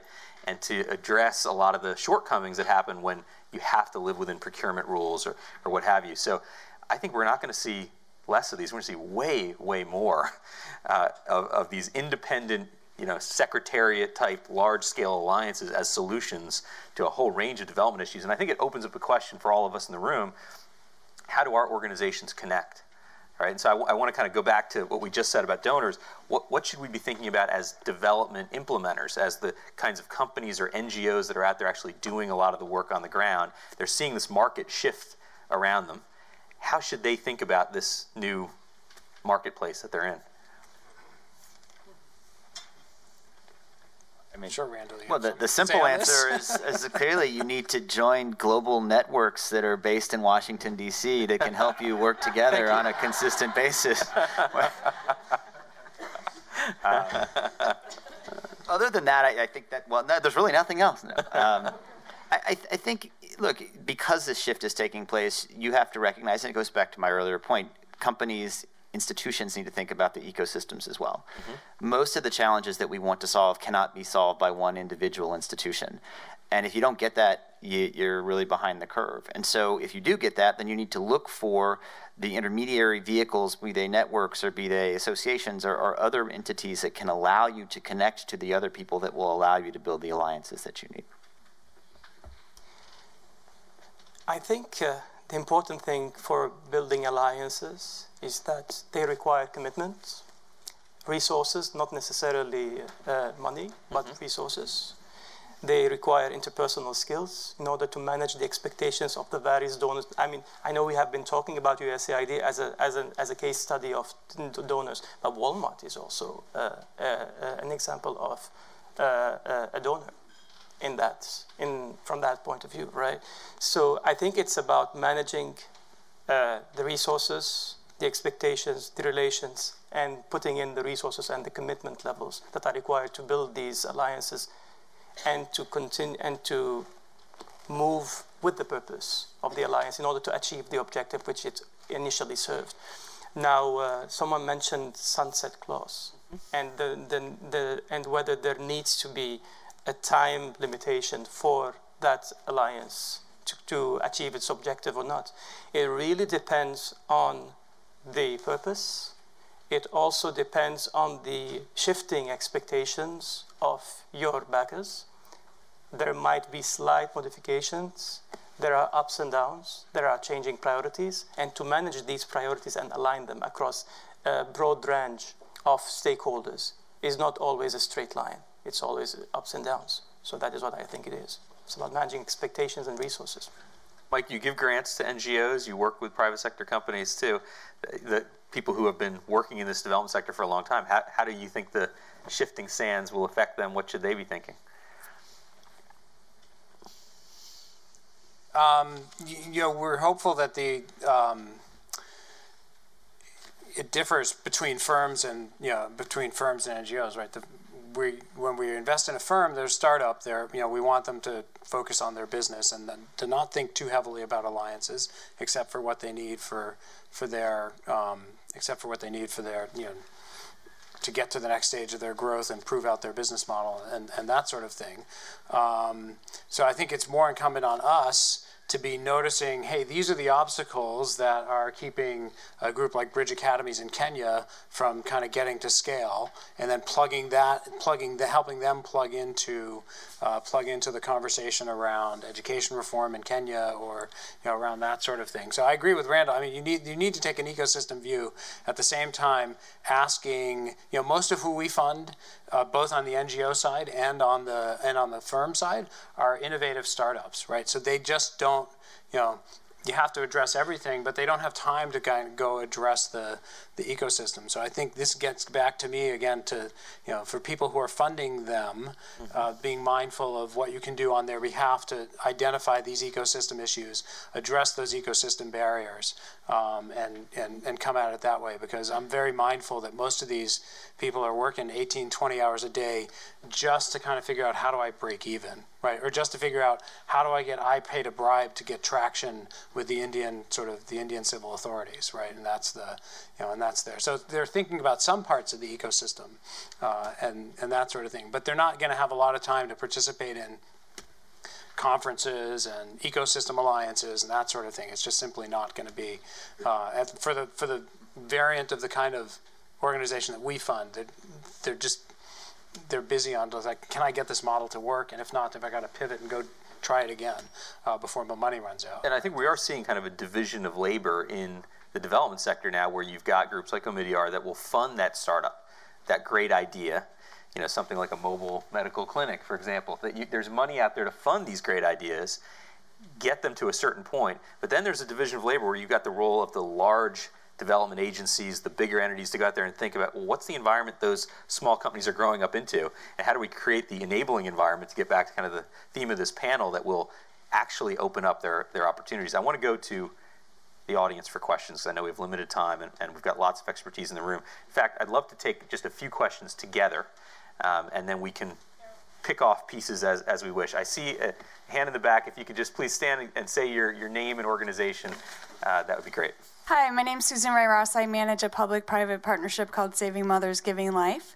And I realize that the M&E can be very onerous. The other thing that I'd like to know is that a lot of times people only focus on the deliverables of the partnership. And I've been in partnerships where we've technically achieved our results, but people are not speaking to each other at the end. So I actually think that there's a whole range to look at processes of the partnerships. People spend a lot of time in these partnerships. And so I'm wondering, in the M&E that you're discussing within your partnership, if that's a consideration. Thank you. Great question. There's another one just in front. Jeff Barnes, Apt Associates. I'd like some of the panelists to comment on something that seems to me one of the big problems in an enabling environment that you haven't talked about, which is the legal environment. If you look at, those doing business scores, most of the low scores in places like West Africa are because of poor contract enforcement, difficulties in starting and winding up businesses. It seems to me that's, one of the big issues. Good question. Any more on this side of the room? One more, if there is. Okay, I see one all the way in the back there. Don't forget, your name tags all say bold thinker. So I'm expecting very good questions from all of you. Please, go ahead. Yeah, Carol Adam. This is more for Ziad. Your organization is made up of transporters, about 76 members, last I heard anyway, who pay a fee to be a member of the organization, but it's not nearly sufficient for it to cover your costs. USAID is doing that at this point through grants and so on, which include some of the M&E you're talking about, I believe. In the future, do you see the role of USAID winding down because you're able to get a membership that can support your organization? Or is there still a role for USAID in the role of convener, or as you or somebody mentioned up there, how do we, even if we bring this enabling environment advocacy to the ECOWAS and member states, somebody needs to be there to pressure them, even from an outsider objective point of view. So I guess I'm asking, what's the role of the broker in the long term and for organizations such as yours? Great questions. Yeah, let's start with Carol's question. Thank you, Carol. The members of the alliance, which represent the various supply chains from port authorities, manufacturers and producers to traders and operators and transporters, currently are 76, and yes, there are challenges with becoming fully sustainable just from membership in the medium to long term. But that is only a part of the objective of the alliance, which is to improve the ecosystem in West Africa, and that is targeting some goods of public nature. So we are actually taking upon ourselves the responsibility to ensure that regional governments let's say, improve or invest into improvement of infrastructure, both soft infrastructure and hard infrastructure. So part of the work we do, yes, is membership-based, and at least the revenue streams coming from members have to pay for the services that are specific for members. But eventually, there will be a larger chunk of the activities of the Borderless Alliance that will be more of public nature. And that is where the responsibility of delivering these kinds of goods will be somehow shared between outside donors and between the countries themselves. So we believe that there will be some kind of sustainability in the medium term, but that a segregation of our various, let's call them clients, because we have multinationals among our members, we have SMEs among our members, we have governmental associations among members, and to manage the expectations of the various groups of people requires some kinds of skills.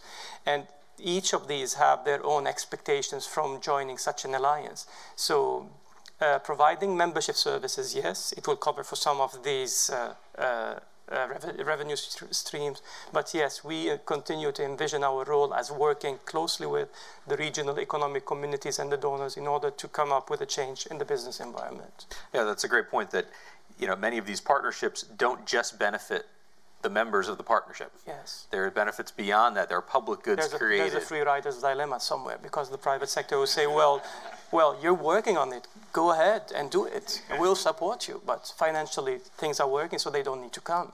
Right. So that's an additional. So we are working our way on providing, on constantly improving upon the membership benefits in order to make sure that the membership base of the alliance grows to a critical mass. Mm-hmm. And at the same time, we're making sure that we improve upon the delivery of the public natured goods in such a way that we make sure that we continue to be the technical implementing partners on a regional level and also on a national level. So we go back to what we were discussing earlier, and thereby learning by doing.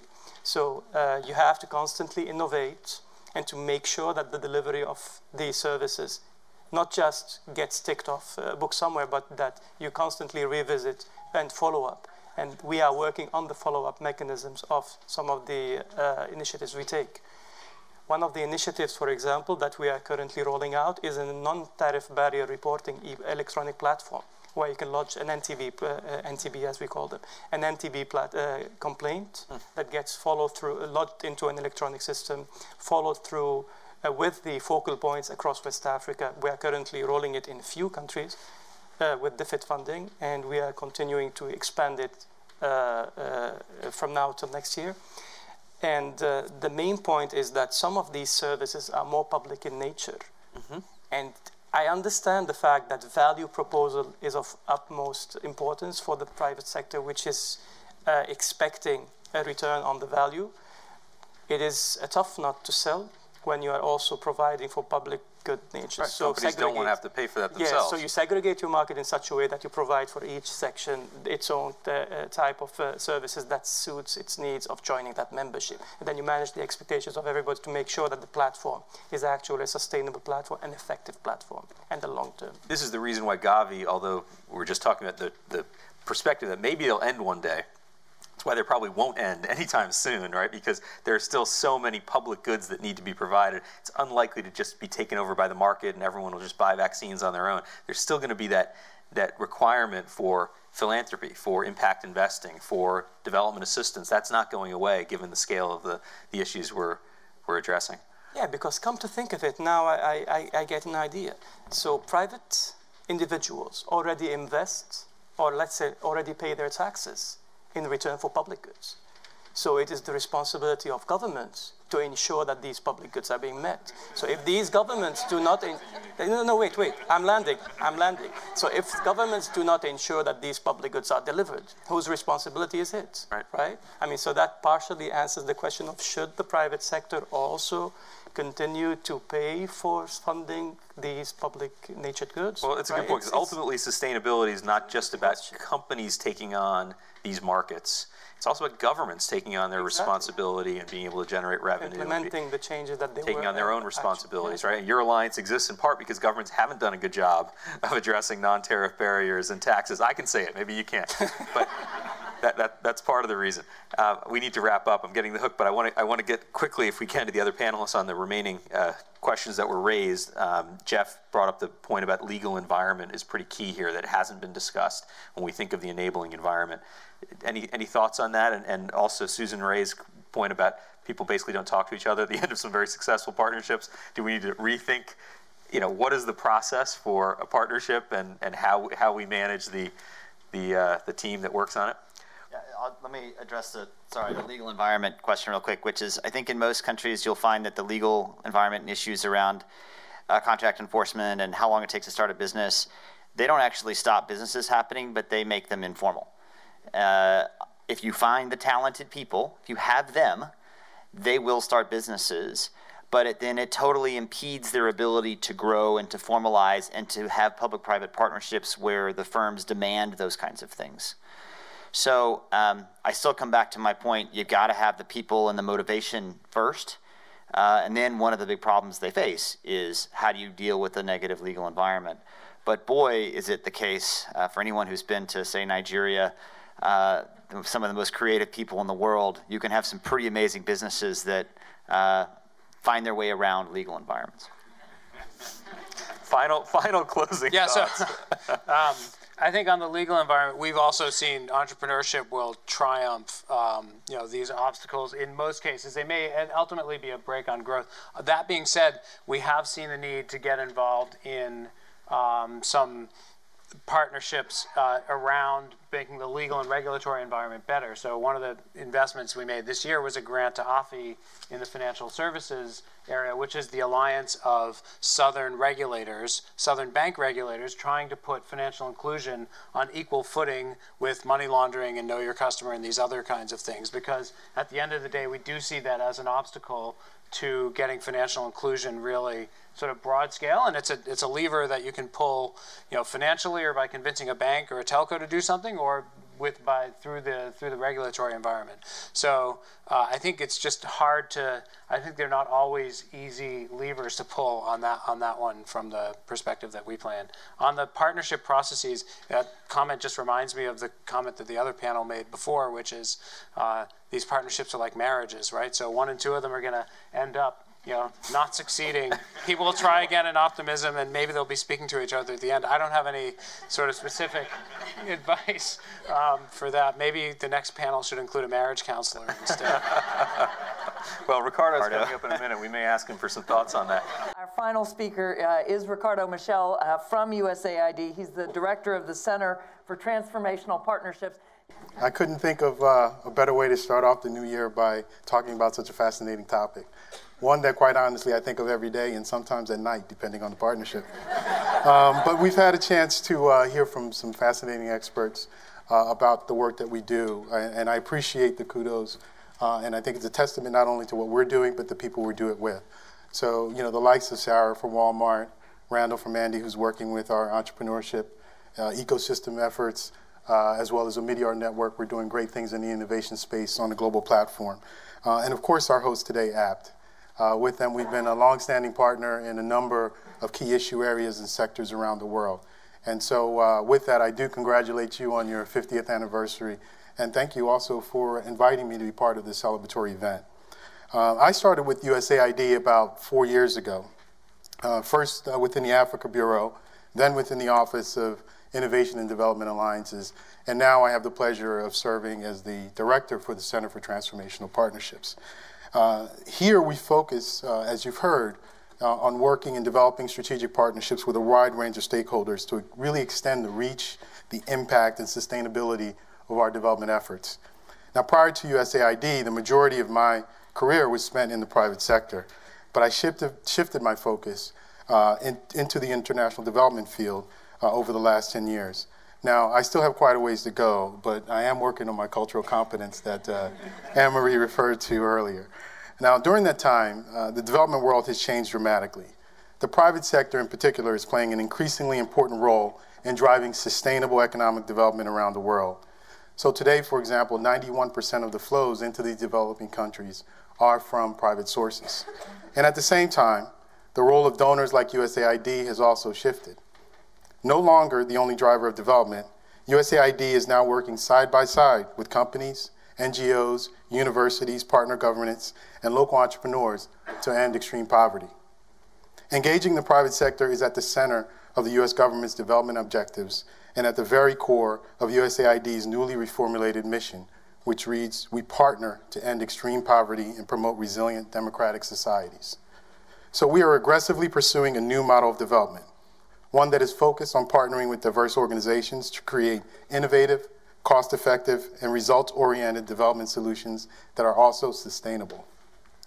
Those of us in the lab are harnessing the power of science, technology, innovation, and partnership to identify, source, test, and scale breakthrough innovations, aiming to reach hundreds of millions of people around the world. Now, USAID has a long track record of partnering with the business community.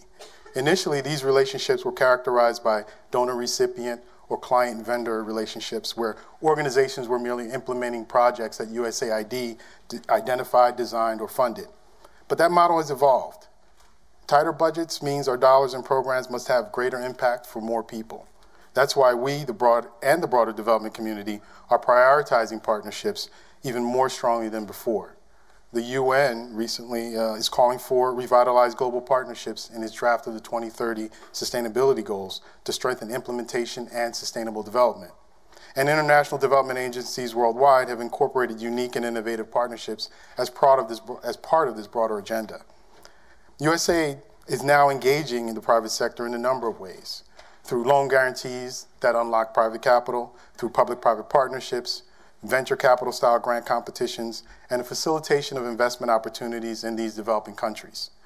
And our flagship partnership model, the Global Development Alliances, or GDA, is a powerful market-driven approach for development. This model aligns private sector interests with USAID's development goals and ensures we leverage complementary resources and expertise.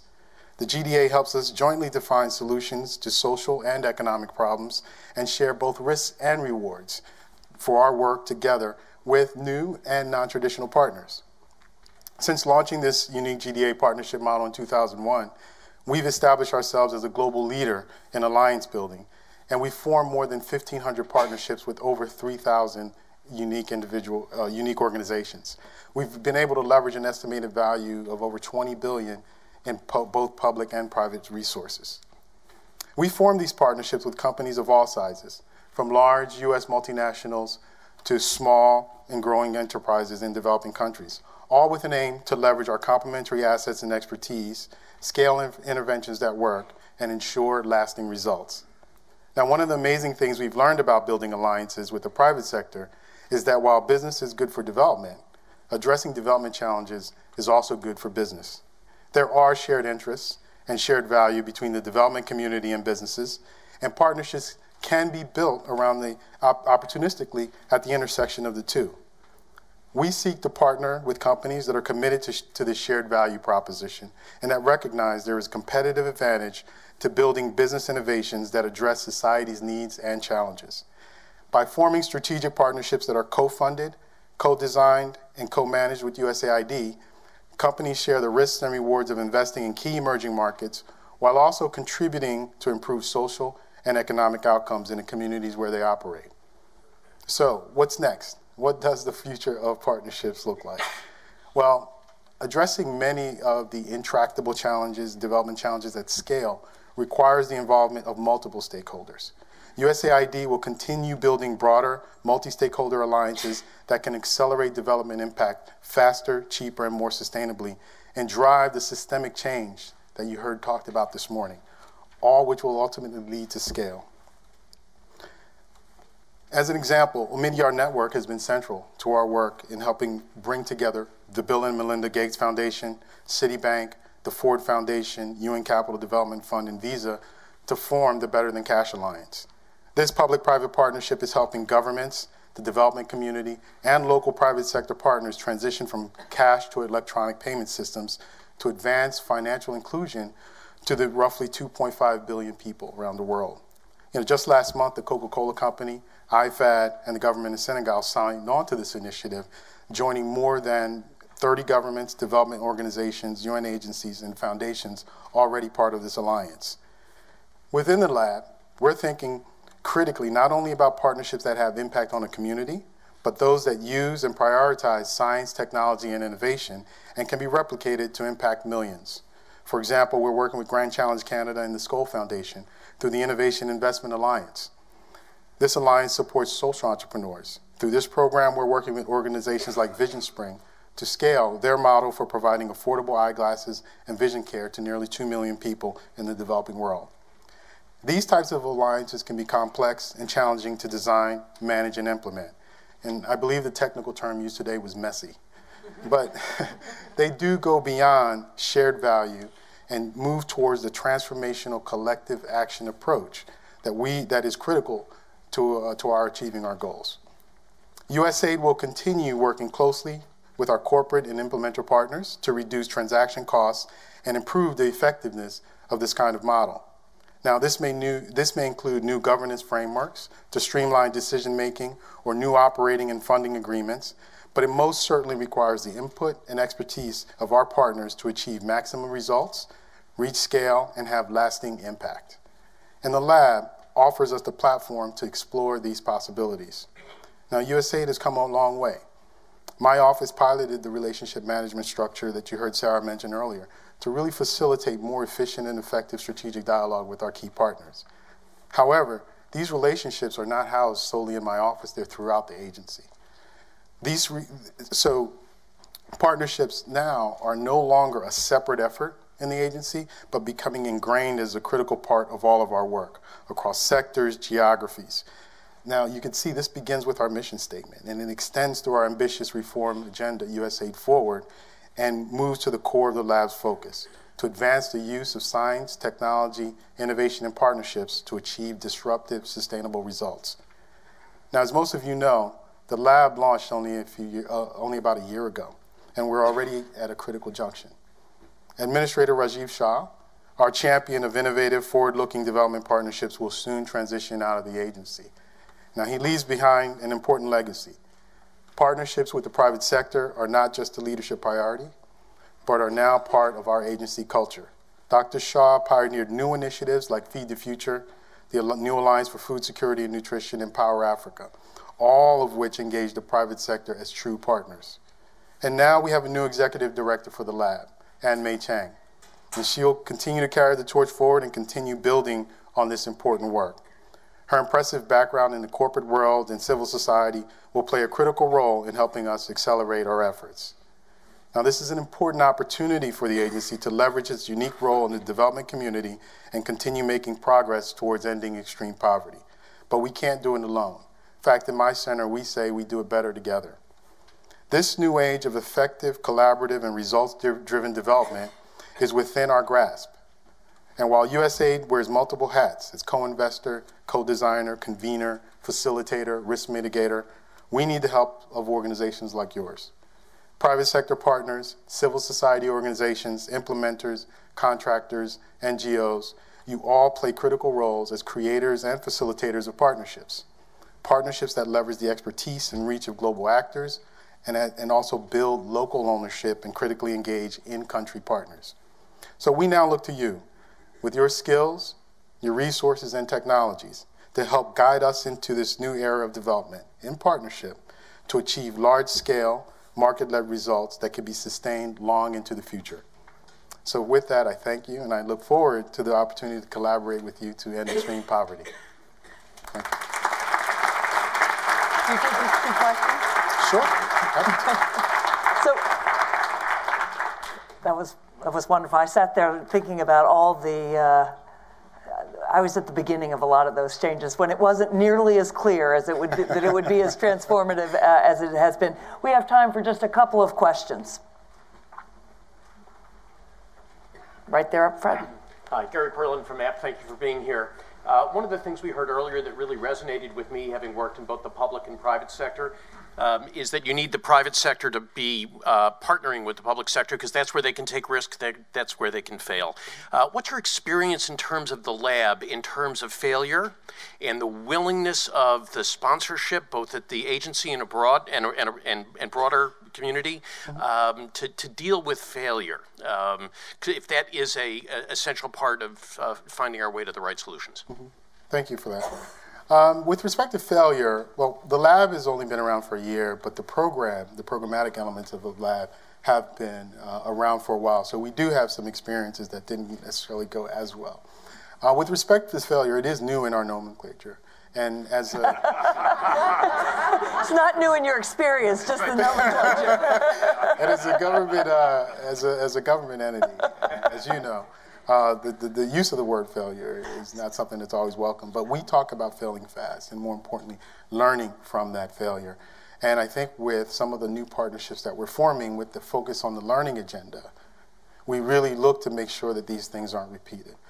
Also with respect to failure, we look at ways that we mitigate the risks, if you will, which allow us to fail fast. So you heard about our DIV, our DIV program. This takes a staged financing approach. So we're making a bet on a concept at $100,000 level. And if it doesn't work, I've only invested $100,000, as opposed to the traditional model, which may look at $5 million over 5 years and then realize maybe that wasn't the most effective approach. So I often go back to an African adage. It's one of the favorite ones of mine, which is to stumble is not to fall, but to move forward faster.